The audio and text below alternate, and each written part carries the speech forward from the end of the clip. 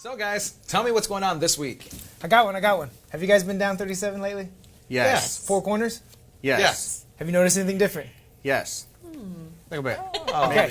I don't know, just when I always stop at the little I thought we were burger doing joint in the something. corner. If you've noticed, stand. if you go across the bridge, you look to your right, look to your left, you'll notice the water levels are lower. You'll notice that there's construction going on. They are removing the dam. It was a big thing with the community. Some concerns were, why don't they just refurbish it? The cost of refurbishing it, the environmental impact, the fishing impact that it's going to have on the community, and some other things. Benny, I heard you were down there. Yes, I was. It was actually pretty cool. With the project manager, Tony David. Okay, so let's roll that damn clip. We're on location, joined by Tony David from the St. Regis Mohawk Tribe Environment Division. Welcome aboard. Hi. Could you tell us a little bit about your role in this project? So I'm the project manager for the actual construction activities, and I've been a part of this actual project for about 6 years, starting from the relicensing phase and then transitioning into the decommission phase. So what type of direction or why was it decided that the tribe wanted to remove this dam? Well, the simplest answer to that question is economics. Updating and rehabilitating this dam was just far too costly, and this old facility just didn't produce enough power to warrant that type of investment. And we're talking about $3.5 to $5 million for a project that only makes $36,000 a year. Really, it boils down to simple economics. And the tribe's interest in this is that because this is the first impassable barrier to fish on the St. Regis River, this separates those fish, denies those fish access to all of the habitat that's upstream of here. And we wanted to address that, and we're also right in the heart of the land claim within the Hogansburg Triangle.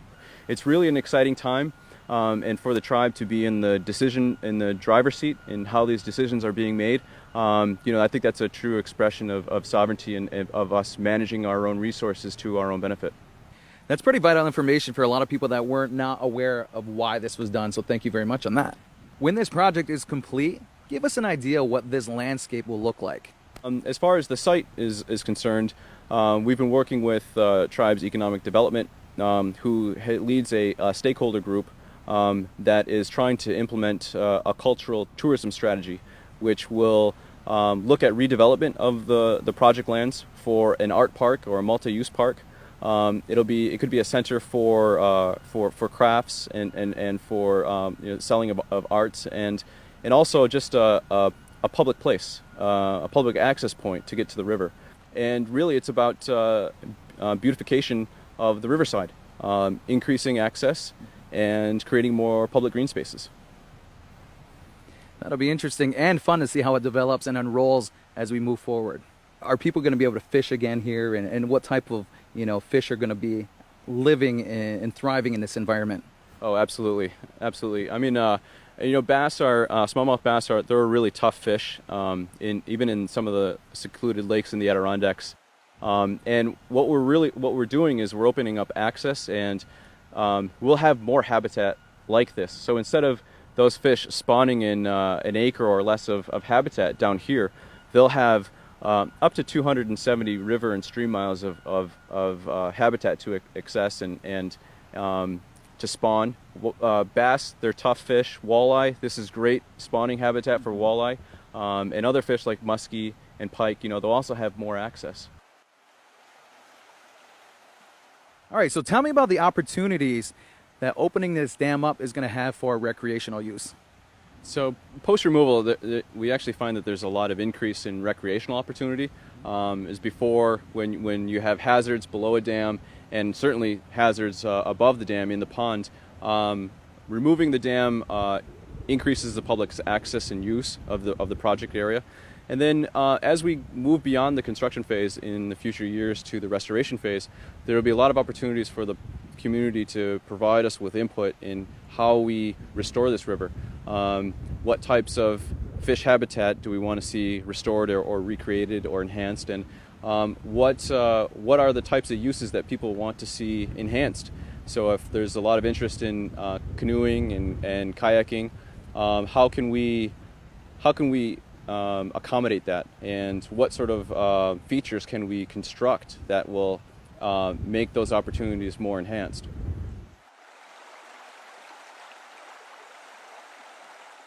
And this is Benny Herne reporting live from Akwesasne Review. Thanks, Benny. And that's a great reminder for the community to stay away from the construction area. I know it's tempting to go check it out.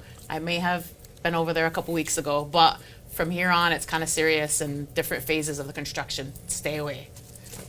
Yeah, definitely be respectful of that. Being over there, there was a lot of construction. But what a cool environment it was. It was like real cool. We've lived here all of our lives. Well, most of us.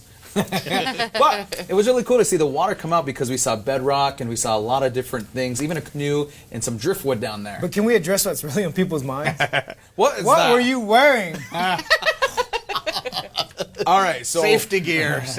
So when Tony actually came, he's like, we're on a live construction site, so we need to make sure everybody's in protocol. So he brought the construction hat. He brought probably a medium to small vest that went halfway, but he also brought life preservers. Even though there was no water, it was just more or less to make sure that people are aware that it was still a construction site. So yeah, Tony, thanks for that. I read some statistics too that said that the more than 90,000 dams in the country are no longer serving the purpose that they were originally built for. So that's crazy. Well, he said it straight out too. He's like, what are the reasons why we're doing this? One of them was economically. I think Anthony, you had said he said it costs $3 to $4 million to keep repairing this over and over and over, and it's serving no purpose right now. So it can be taken out. Then we saw the little fish that are in there. We saw shells from clams. So you can still see there's environmental impact, and when the river comes back, he said, so will the fish. So I'm just kind of excited to see what it's going to look like when it's all completed. And he said that's only like 3 to 4 months away. Yeah, I do have some phase removal. Phase 1 removal, 20 days from July 19th to August 15th. Demolition of about 213 feet from the west side of the dam. And then phase 2 will be August 16th to September 5th, 15 days. And it'll be a demolition of the remaining 35 feet of the dam on the east side. And that's And just to let the community know as well, they're not going to use dynamite. I know that was a concern for some people, and traffic's going to be minimally impacted. They're going to do everything they're already doing it, filling in with rock, going over, and taking out piece by piece. So it's a whole process. It's a process.